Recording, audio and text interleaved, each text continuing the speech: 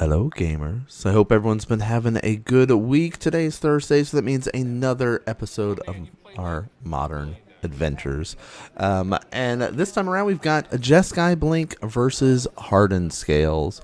So this one we recorded up, but I want to say a little while ago. But it's always nice to be able to see kind of top decks play against not necessarily top decks, especially with the RCQ season kicking up. You will be having to face against like the kind of tried and true consistent decks that exist out there, Jeskai Blink, Affinity, Amulet Titan, things like that are like definitely in that kind of, or Boros Energy, of course, in that like upper echelon of like top decks that exist. So you should be able to be familiar with how they play and how to kind of fight and combat them. But also you need to be aware of how other decks function and be prepared to fight against some of those, because especially RCQs and things like that, bigger tournaments, you are going to be put in a position where you're going to be fighting against decks that players go, this is my only deck and this is what I'm playing and I like this and I've played this for many years and I'm going to continue to play this. So this, one of those situations, except in this case the Hardened Scales player is borrowing the Jeskai Blink's deck. They wanted to play it for the week, and we're going to be seeing how they do testing out in this matchup in particular here. So we've talked a little bit about what to expect when it comes to tournament grinding and things like that. We've got this side of things, Jeskai Blink's goal of being able to utilize basically the best mid-rangey, tempo-y based blue, red, and white cards that exist in current Modern. So that's things like Ragavan, that's things like Flage, that's things like Solitude, right? These are the things that you can expect to be facing if you're facing the Jeskai Blink deck. On the other side of the table, the Hardened Scales deck, we see the namesake of the deck popping up here, goal is to be able to utilize a bunch of +1/+1 counters to make your creatures very large. We even see a loading zone in hand here, so there's definitely some very explosive OTK elements that the deck has access to. I say OTK in the sense of one turn kill, like being able to Ink Moth you to death out of nowhere, being able to get a Walking Ballista and shoot you down, right? These sort of just, a surprise, especially with tools like the Ozolith, that should be like alarm bells going off. But the one in particular that you need to be most worried about with the deck is Arcbound Ravager. That's the one that really utilizes the kind of manipulation of counters and move things around and make something really big and then do that kind of swap here. Right now we just got a pretty powerful creature though that is nice to be able to see because it is a ward creature. All right, that Patchwork Automaton does have ward too, so we can kind of get in there for the beats, try to deal a little bit of damage, and it will continue to grow and increase in power the longer it sticks around, the more artifacts that you're casting. So a little bit different than like Cap Cannoneer that is just caring about entering, where this cares about you casting them. So there's that little bit of element that goes along with it there. So now for those that don't know or have not seen our content over the weekend and over the previous week, we've got some other content on the channel we're working through. We've got our Pokemon Cube that we're building. We've put up a couple of those videos on Saturdays. No episode this Saturday. We're still working through some of the most recent footage for that, so keep an eye out for the coming Saturdays. Though after that we do have access to like legacy content, we've got some pioneer content, some just kind of other content to be able to enjoy up here. But we've also got our Modern 2015 content that we're going to start bringing back for you to be able to enjoy, because we just participated in Sears charity tournament. The vlog content is up for y'all to be able to enjoy, but our first episode of that is coming out on Monday.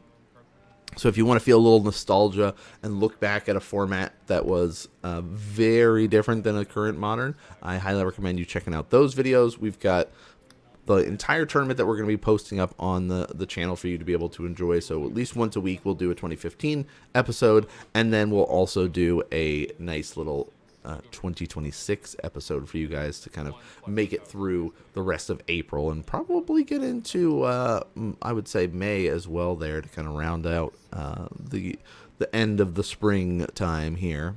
But look at how much this Patchwork Automaton has grown. Getting back to our match at hand here, we did see the Riddler coming in, a little bit of flickering to keep it around using the Felia, which is awesome to be able to see. That kind of goes with that Blink strategy that we were talking about. But Patchwork kept growing and growing and growing.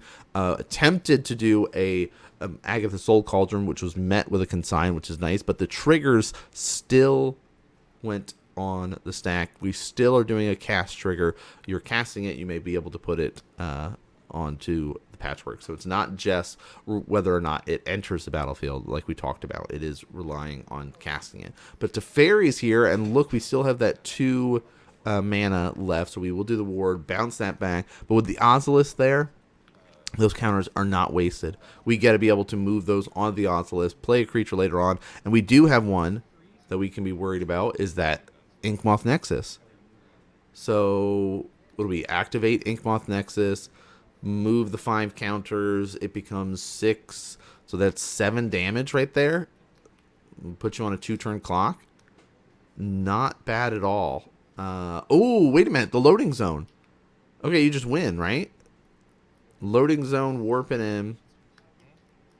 Oh, we do the Ancient Stirrings instead. Okay, so this is where it comes into players not necessarily knowing the deck. Now, that is a very risky all-in play in the sense of there could be a Solitude hiding in hand, but because we have the Ozolith, it's okay, right? We can go this route of just saying, okay, I'm going to warp in the loading zone, so it doubles the amount of counters. Activate Inkmoth Nexus, then we will be able to move those 5 counters, which would be 6, 7 counters actually, because of the double Hardened Scales, which then gets doubled to 14. Ooh, yeah. So then just like OTK elements. But, oh, looks like we're just going to go a little bit safer here. We go for the Mox Opal, we go for the Pithing Needle, and now we just got a real big Patchwork. So they're confirming, okay, that is a little bit bigger because there's 2 Hardened Scales there. So big, big, scary. But you just played it this turn, so you cannot hit me with it. So, yeah, I like that setup there of, you know, playing a little safer, you know.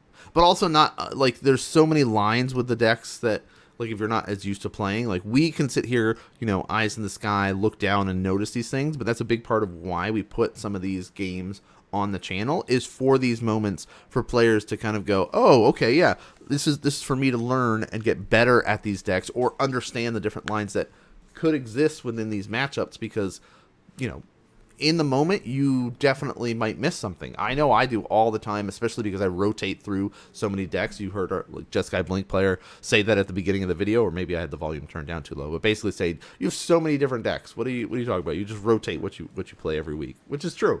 I mean, part of that in the current Modern, I definitely don't have a deck that I'm like, I'm gonna grind this as my #1 deck. I'm gonna have fun and rotate. But if you guys know, go back to 2015. That was Infect all day.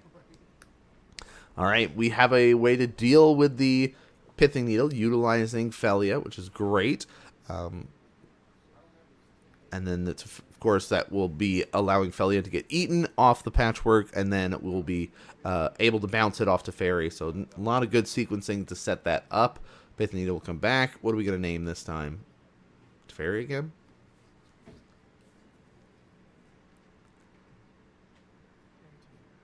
Yeah, name Teferi again. All right, so 2 mana up. This is tough. Do we just keep going for the Patchwork and just keep jamming it and being like, all right, keep answering this?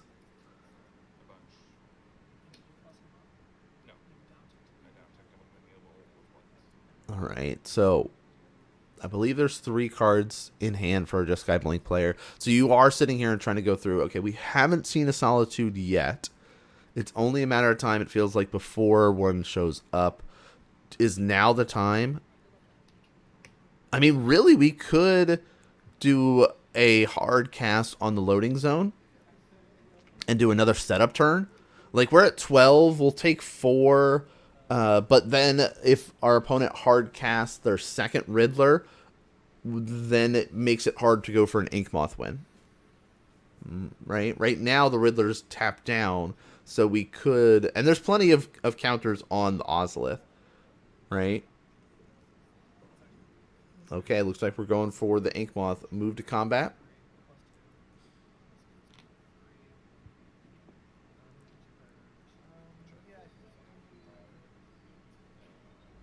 Oh, there is a Solitude.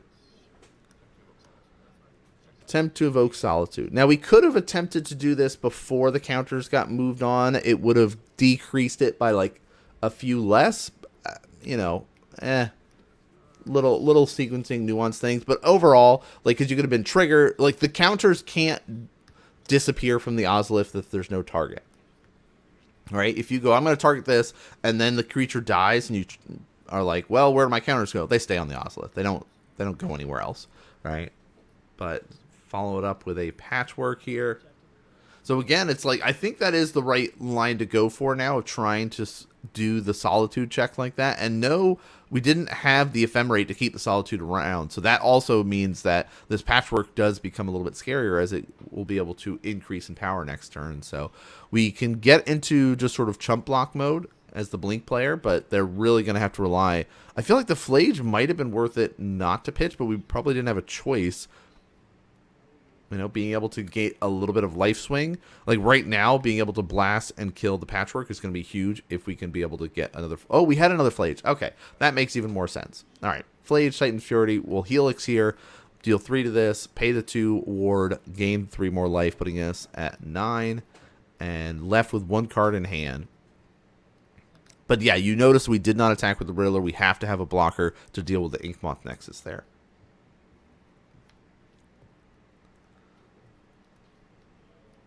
All right. Oh, we got a Tormod script as well, so... Oh. Walking Ballista. That'll do it. I love the art for that little Kaladesh masterpiece one. So that is also the difference of, like, you know, you can tell from the love that the Jeskai Blink player has for their Hardened Scale deck is the specific art that they're going for here for it. So we're going to get into a little bit of sideboard. We see a little cheeky check about what players are going to be grabbing, what are they prioritizing here for game number 2 and 3 in this matchup. A couple of tools for sure. Savage isn't really what we need. Unholy Heats might be worth it, though. We're interrupting our gameplay to let you know about our new affiliate with Nerdgear. Nerdgear.gg/NanMan will take you directly to the website, and as you can see, they've got a bunch of awesome gaming accessories from playmats, life counters with the life tracks, playmat holders, and more. So make sure you do some browsing on the site, find some goodies, and then use the code NGNanMan for 5% off your entire order. But let's get back to our gameplay. All right, let's get back into it. Game number 2 here. Sideboard mode's coming in, and again, we know that there is already Consigns to Memories in the Jeskai Blink player's deck, but now we get a few other tools that we can help us in this matchup here. But oh, I believe there's a Blood Moon in hand. Oh, speaking of which, we did just have some changes to the Blood Moon effects with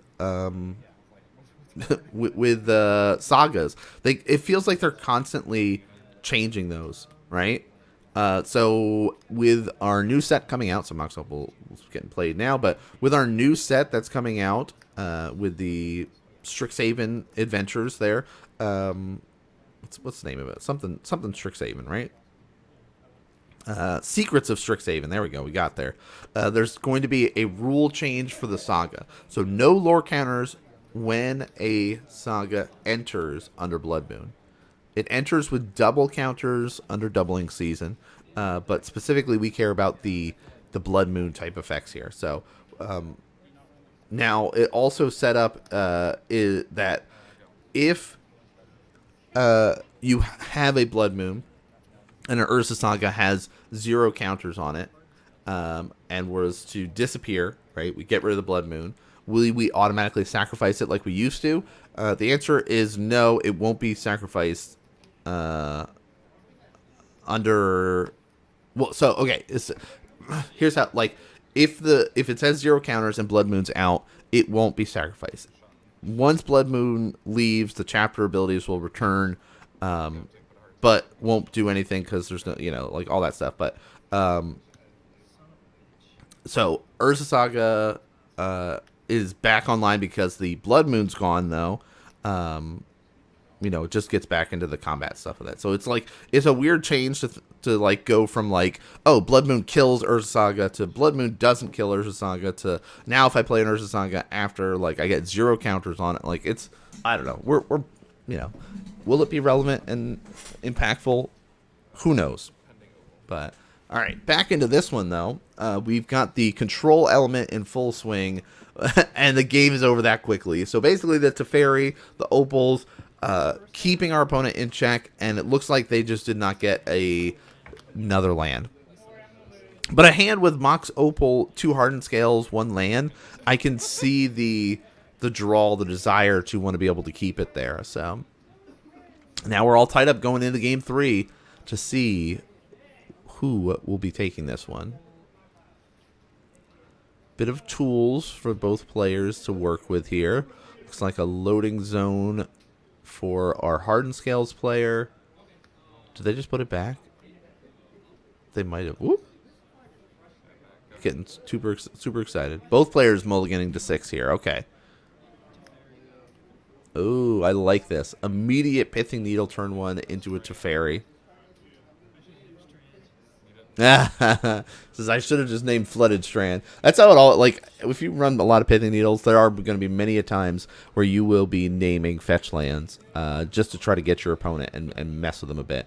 Attempt to play a Hangerback Walker for 1, which do we got to consign for? Hangerback Walker is so cool and works really well with Arcbound Ravager for like crazy amount of damage because you stack the Hangerback Walker, it gives you a counter onto Arcbound, and then it becomes another creature for you to sacrifice. Like, it's cool. But, oh, yeah, okay, there's the consign. Also, it being in the graveyard is pretty helpful, too, for the Agha's Soul Cauldron line, where you only have to pay 1 mana to put a counter on your creature. Ooh, ending, getting rid of the Pithing Needle. Another shock. We're just kind of hurting ourselves a lot. Magus on the Moon. Fetch. What are we going to go for? The Plains? Or are we going to prioritize access to consigns? I think those are the 2 options, right? There's probably a Singleton Island, a Singleton Plains in here. Yeah, we just saw the Singleton Mountain. We don't want that. So, I guess based off of what's in our hand, I don't know. I still feel like the consigns are really good, and I can see why you'd want that. But also, it gives you us access to Riddler. So, consigns and Riddler over Prismatic, over Ephemerate, over Flage. I don't know. Or maybe there isn't a basic Plains, but I feel like that would be wrong not to have at least 1 basic Plains in the deck.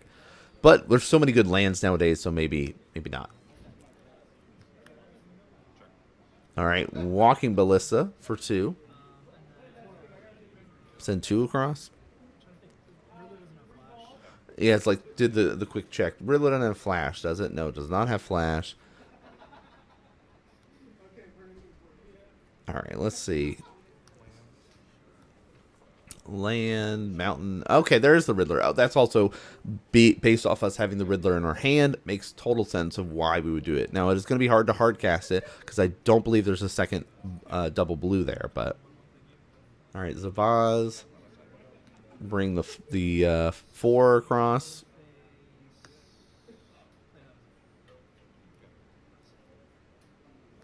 All right, playing it as a land. The MDFC there. I think it enters tap, doesn't it? Unless you pay life. Is that one of the ones we got to play life? I don't know. Put a counter. Oh, that's really nice. Attempt to play an Arcbound. Okay. 2, 3, 4, 5, 6 damage. Guess we have lethal here. Unless there's a response.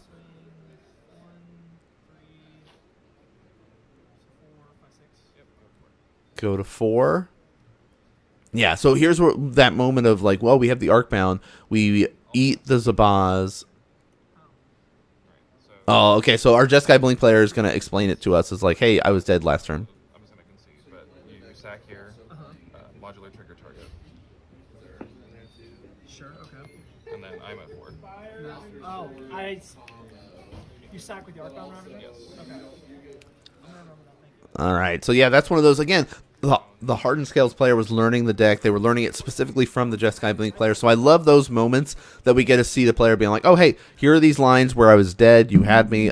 I wasn't coming back once you landed that Magus. And Magus and, Harbinger are really good in the current meta because of how much players are prioritizing 3-color decks like the Jeskai Blink, things like that. So I'm a big fan of it. I can understand why players are utilizing it in the Gruul Hardened Scales over like the Simic anymore. Yeah, you could do like Harbinger of Seas in it, but I don't know. So we get to see a little bit of, I like the Charmaws coming in. We got a Subtlety, Wrath of Skies, looks like some Tezzeret, Spring Relief Drum, couple of tools that are slower.